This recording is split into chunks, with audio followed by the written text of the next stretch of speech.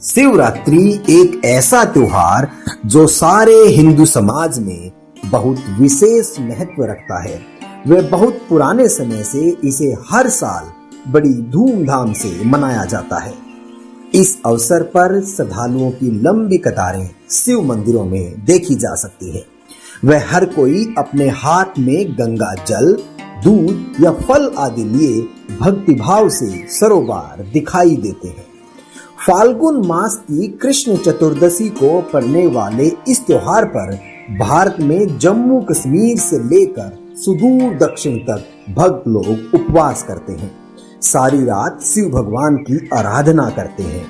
घंटों की आवाज और शिव जी के जयकारों से पूरा मंदिर ही नहीं, आसपास का वातावरण भी गुंजायमान हो उठता है। इस अवसर पर शिवलिंग के ऊपर गंगा जल व दूध का अभिषेक विशेष रूप से किया जाता है। कुछ श्रद्धालु हरिद्वार से कावड़ लाकर अपने आसपास शिव मंदिरों में स्थापित शिवलिंगों पर उसे चढ़ाते हैं। अन्य दिनों में देवी देवताओं की पूजा करने वाले लोग इस दिन शिव की पूजा विशेष रूप से करते हैं। इस त्योहार के पीछे बहुत सी कथाएं बतलाई जाती हैं। शिवरात्रि का यह त्योहार हिंदू परंपरा में कुछ इस तरह स्थापित हो चुका है कि इसकी सार्थकता जानने की जरूरत ही महसूस नहीं की जाती और परंपरागत रूप से हर साल श्रद्धालु इसे मनाकर अपने भक्ति भाव को और भक्ति कर्म को पूर्ण मान लेते हैं। आज इस अवसर पर हम अपने सद्ग्रंथों के प्रकाश में इस त्योहार के महत्व को जानेंगे।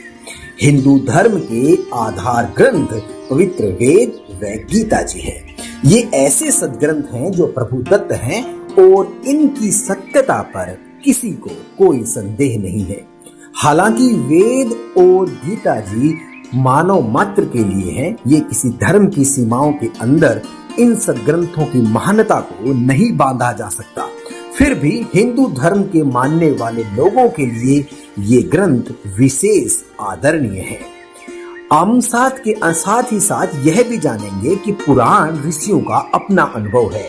इस कारण पुराणों से ज्यादा महत्व प्रभु का आदेश है। मतलब साफ है कि यदि वेद और गीता शिवरात्रि का या किसी अन्य धार्मिक क्रिया का समर्थन नहीं करते हैं तो वो स्वीकार्य नहीं है। आज शिवरात्रि के संदर्भ में, शिव भक्ति के संदर्भ में अपने पवित्र वेद और गीता जी क्या निर्देश देते हैं, इस संदर्भ में हम आपके सामने एक छोटी सी वीडियो क्लिप लेकर आए हैं जो आपको इस संदर्भ में अपने सद्ग्रंथों से रूबरू कराएगी। आप निष्पक्ष होकर इस छोटी सी क्लिप को देखें और अपने जीवन को एक सार्थक और तार्किक दिशा दें। माता पार्वती जी के 107 जन्म हो चुके थे। वो मर रही थी, फिर कहीं जन्म लेती थी और भगवान शिव से ही उसका विवाह होता आ रहा था। 108वां जन्म था पार्वती जी का। उधर से भगवान शिव जी क्या करते थे, वो पार्वती जी से इतना प्रेम करते थे अपनी पत्नी से, उनकी मृत्यु के उपरांत वो उनके कंकाल को, उनके सिर को निकाल लेते थे और उनके प्रेम में उसकी याद को ताजा रखने के लिए एक माला बना ली थी, गले में डाल लेते थे और या अपने कहीं मकान, अपने महल की खुट्टी पर टांग देते थे। उनकी याद में रोते रहते थे। एक दिन नारद जी आए, पार्वती जी से कहा कि हे माता, आप जन्म और मृत्यु के कष्ट से कितने दुखी होते हो। भगवान शंकर जी के पास, शिव जी के पास एक अमर मंत्र है। यदि वो आपको वो मंत्र दे दे, जाप करने का एक नाम है, आपका जन्म और मृत्यु समाप्त हो सकता है। पार्वती जी ने कहा कि भक्त, हे ऋषि जी, आपकी बातों पर मुझे विश्वास नहीं हो पा रहा। क्योंकि भगवान शिव जी मुझे बहुत प्यार करते हैं, मेरे पति हैं, और इनके स्वभाव और इनके उदार स्वभाव से मैं खूब परिचित हूं। ये मेरे लिए अपनी जान भी दे सकते हैं, और वस्तु का तो कहना ही क्या। फिर आप ये कहो कि इनके पास कोई ऐसी वस्तु है और वो मुझे नहीं देते, नहीं दी आज तक, मेरे से छुपा ली, मेरा बात जची नहीं, और मेरी जन्म मृत्यु का भी मुझे ज्ञान नहीं। तब भगवान नारद जी ने कहा कि माता, ये जितने भी गले में भगवान ने ये शीश, ये रूंड टांग रखे हैं तेरे खोपड़े, ये तेरे ही हैं। 107 तो ये टंगरे खुट्टी पे है, और 108 आप वर्तमान में है। और भगवान शिव जी के पास एक बहुत ही अच्छा मंत्र है, वो आपको देंगे तो आपका कल्याण हो जाएगा। पार्वती जी ने फिर वही शब्द दोहराए कि नारद जी, मुझे विश्वास नहीं हो रहा कि उन्होंने मुझे ये नाम क्यों नहीं दिया जिससे मेरा मोक्ष हो सकता है। ऐसा भगवान नहीं कर सकते, मुझसे कुछ नहीं छुपा सकते। तब नारद जी ने कहा कि अभी तक आप उनको केवल पति मान रहे हो, आपने उनको भगवान नहीं माना, आपने उनको गुरु नहीं माना। जब तक आप अधीन नहीं होगे तब तक वो आपको ये वस्तु नहीं देंगे। अभी तक तो आप उनको एक पति मानते हो और कभी कभी डांट भी लगा देते हो, और इस अनमोल वस्तु को लेने के लिए आपने बहुत विनम्र स्वभाव अपनाना होगा। अति अधीन दीन हो प्राणी, ताको कहना वो अकथ कहानी, ये नियम है भक्ति का। अब नारद जी के उस प्रेरणा से उसको बहुत ज्यादा प्रेरणा मिली, बहुत प्रेरित होगी, और सोचने लगी कि ऐसा अनमोल मंत्र उनके पास है। नारद जी झूठ नहीं बोलते, इनका कोई स्वार्थ नहीं झूठ बोलने का, परमार्थी व्यक्ति हैं, ये झूठ नहीं बोलते। पार्वती जी ने सोचा कि अवश्य में मेरे अंदर ही कोई त्रुटि रही है, जिस कारण से प्रभु ने अभी तक मुझसे ये अनमोल मंत्र छुपा रखा है। अब शाम के समय जब भगवान शिव जी अपने घर लौटे, उस दिन एक विशेष परिवर्तन देखा शिव जी ने कि पार्वती जी उनके चरणों में गिर गई और फूट फूट कर रोने लगी। भगवान शिव ने कहा कि पार्वती, तेरे को किसने क्या कह दिया, मुझे बता, उसका अभी ठीक करता हूं उसको। पार्वती जी ने कहा कि आपके रहते मुझे कौन कह सकता है प्रभु, लेकिन मुझ अबला से कोई भूल बनी है। हे परमात्मा, आपने मुझसे एक अनमोल वस्तु छुपा रखी है, आप मुझसे इतना प्यार करते हैं, क्या मैं जब मरती थी आप दुखी नहीं हुए होंगे। अब नारद जी, उसने शिव शंकर भगवान ने सोचा, आज यह कौन सा स्टेशन पकड़ ली है, ये तो कदे ढंग से बात नहीं करया करती, आज ये बोल क्या रही है। तब कहा, पार्वती जी ने संक्षिप्त में सारी कथा सुना दी है। भगवान, आपके पास अनमोल मंत्र है, मैं 107 बार मर चुकी हूं, ये शीश मेरे ही हैं, आपने कभी नहीं बताया, मेरे में कोई त्रुटि रही होगी, मुझे बालक समझकर माफ कर दो, मुझे वो मंत्र दे दो। हाँ, भगवान शंकर बोले, पार्वती ये तेरे सतर की बात नहीं, नो बता तेरे को कौन मिला ऐसा भगवान आत्मा, तेरी बुद्धि बदल दी उसने, ऐसा कौन विधाता मिल गया जो तेरी बुद्धि बदल दी, किसने बताया तेरे तो ये बात। तो पार्वती कहने लगी, नारद जी आए थे, और उन्होंने मुझे ये सारी कहानी बताई। अब शिव जी कहने लगे, पार्वती अब बैठ जा, तेरे को सारी मेरी मजबूरियां बताता हूं। अब पार्वती से शंकर भगवान ने कहा कि ये ना सोच के मैं तुझे प्यार नहीं करता था, तू मर जाती थी, तेरी मृत्यु होती थी, मैं बहुत रोता था, टक्कर मारता रहता था तेरे वियोग में। तब पार्वती जी ने कहा कि हे भगवान,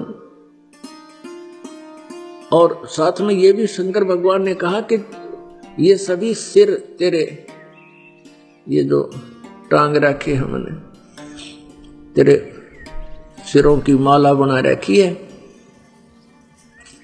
जब तक तू दोबारा मुझे प्राप्त नहीं होती थी तब तक मैं इनको देख देख कर रोता रहता था। तब पार्वती जी ने कहा, हे भगवान, आपके पास ऐसा मंत्र है जिससे मैं अमर हो सकती हूं, और वो क्यों ना दिया आपने भगवान, मैं मरती ही नहीं, आप इतने कष्ट उठाया आपने। पुण्यात्मा,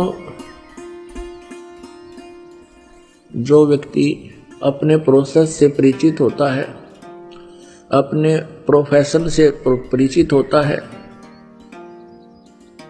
वो समझता उसके कदर और वैल्यू को। ये मंत्र ऐसे नहीं दिया जा सकता।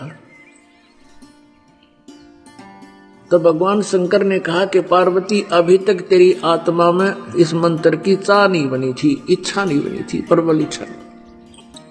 और जब तक इच्छा ना बने तो मैं तुझे बहुत कोशिश करता था। आपका याद भी होगी, मैं बहुत बार चर्चा चलाता था कि पार्वती भगवान की भक्ति करनी चाहिए, परमात्मा की भक्ति से जीव का कल्याण होता है। लेकिन आप तो मेरी एक नहीं सुनती थी और क्या कह देती थी कि मुझे भक्ति की क्या आवश्यकता है, मुझे तो भगवान मिल गया। मैं भी चुप हो जाता था कि अब या आगे बात सुने नहीं। तो पुण्यात्माओं, जैसे समुद्र के अंदर, समंदर में सीप होती है एक, जिसमें ये मोती बनते हैं, आपने देखे होंगे, शंखले से हुआ करें शंख, इन ये तो ऐसा ही एक चपटा सा होता है, एक जीव होता है, उसका ऊपर का शरीर बहुत सख्त होता है, और उसमें मोती कैसे बनता है, वो सीप जिस समय उसको चाह होती है, समुद्र में एक विशेष गर्मी पैदा होती है, और उसके बाद फिर कुछ वर्षा के आसार बनते हैं। तो सीप जो है समुद्र में रहती है और ऊपर सतह पर आ जाती है। जब उसने मोती बनाना, जब उसमें मोती बनने की प्रक्रिया, उसके अंदर एक विशेष जिज्ञासा उत्पन्न होती है, चाह होते, अपने आप उसका मुंह खुल जाता है, और ऊपर खुले हुए मुंह खुला हो, ऊपर से वर्षा हो जाती है, सवाती यानी आसमान की, बादलों की। तो उससे वो थोड़ा सा नीर ग्रहण करके और मुंह बंद कर लेती है, उससे मोती बनता है। और उस सीप का मुंह खुला ना हो, चाहे सारा सामन बरस जा, मोती नहीं बन सकता। तो यहां परमात्मा बताते हैं कि पार्वती के अंतःकरण रूपी सीप का मुंह बंद था, नारद जी की प्रेरणा से वो मुंह खुल गया, और भगवान शिव जी ने फिर उसमें वो मंत्र डाल दिया। तो भगवान शिव ने कहा कि पहले तेरी इच्छा नहीं थी, और ये ऐसा अनमोल मंत्र है, मैं तुझे ऐसे बर्बाद नहीं कर सकता, और मैं तुझे दे भी देता, बता भी देता, तो तेरे जिज्ञासा थी नहीं, यो काम नहीं करता, ये व्यर्थ जाता। तो तब भगवान शिव ने कहा, पार्वती, आज तेरा सीप का मुंह खुल गया, खुला है ये, और अब ये मंत्र दूंगा तुझे, पर ये ऐसा अनमोल मंत्र है, ऐसे स्थान पर दूंगा जहां कोई दूसरा जीव भी ना सुन ले। जहां पर अमरनाथ बना हुआ है, वहां एक सूखा वृक्ष था, एक सूखा वृक्ष था, कोई पत्ता नहीं था, टहनी शेष थी। और वहां जाकर उसके नीचे बैठ गए भगवान शंकर और पार्वती। भगवान शिव जी ने हाथ से 3 ऐसी जोर जोर से ताली बजाई, इतनी आवाज हुई कि आसपास, इतना भयंकर नाद हुआ कि आसपास के कोई पक्षी वहां पर था वो उड़कर भाग गया। और कहीं अंडे भी थे आसपास के वृक्षों में, वो भी पक्षी बनकर उड़ गए। उसी वृक्ष की खोगर में एक थोथे स्थान पर में जो वृक्षों में हो जाता है, उसमें एक मादा तोते ने अंडे दे रखे थे। जो स्वस्थ अंडे थे वो तो पक्षी बनकर उड़ गए। एक गंदा अंडा था वो शेष रह गया। भगवान शिव पार्वती जी को वो मंत्र सुनाने लगा। पुण्यात्माओं, आपको पता चलेगा आप कितने पुण्यवान हो। वो जो मंत्र पार्वती जी को मिला वो मंत्र आप जी को मिल रहा है। इसके बीच में ये किसी को ना मिला, केवल कबीर परमेश्वर जी ने कुछ एक पुण्यात्माओं को दिया था। उनसे भी कह दिया था कि इसको अभी गुप्त रखना, नहीं तो काल के दूत इन मंत्रों को ग्रहण करके मेरी प्यारी आत्माओं को भ्रमित कर देंगे। अब यहां एक प्रश्न और है कि ऐसे स्थान पर मंत्र क्यों दिया भगवान शिव ने, और इसको गुप्त क्यों देते हैं?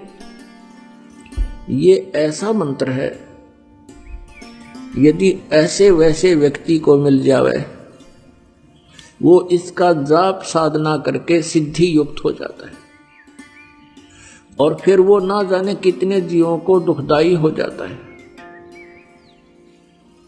पहले ये राक्षस क्यों बने? ये सभी भक्त थे, साधनाएं करते थे, गुरु होते थे। ये साधनाएं करते रहे, लेकिन साथ में त्रुटियां भी करते रहे, नाम से खंडित हो गए। गुरुजनों ने उनको अपने वहां से निष्कासित कर दिया। उनके अंदर उस नाम के जाप करते रहे, सिद्धियां आ गई। उन्हीं भक्तों को के शत्रु बन गए। उनके पास भी सिद्धियां, उनके पास भी सिद्धियां, सारी उम्र लड़ते रहे, ना उनको भक्ति आपकी ना करने देते थे। आपने सुर असुरों का युद्ध खूब सुना पुराणों में, और अधिकारी जो होता उसके मुख से सुना हुआ ज्यादा असर करता है।